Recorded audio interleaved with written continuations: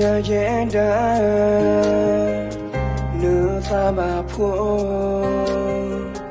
qua lửa nửa bà de quý na bờ yenda ta vừa yêu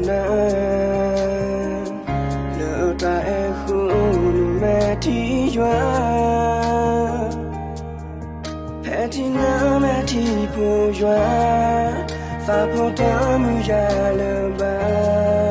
tu ye ta ni la ye fa ku nhau ba na ko blu le e na fu bu ye fa je ko me kwa le ma mu na sơ cơ to sơ đưa về nhà thoa quỳ mẹ thi họ lỡ thương nghe ta lỡ nhớ chú bà chờ phá mình ta má ba đồ yêu ta cho sơ tên lên lỡ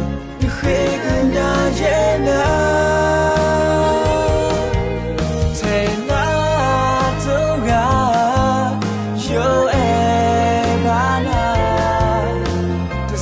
chỉ là nợ ta cơ bạc rồi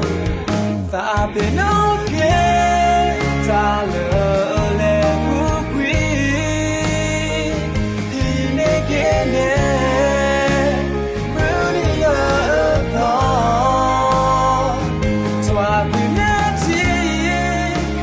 đi không biết đâu kia nơi nào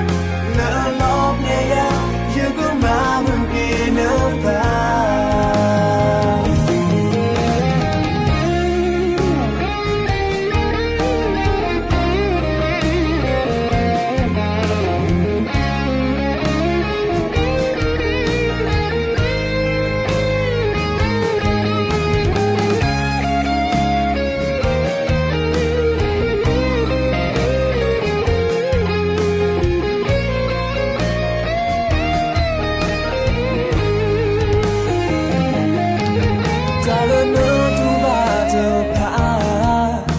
ta má ba đồ yêu ta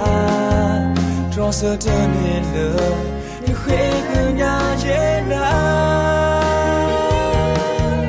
thế nỡ thương ngà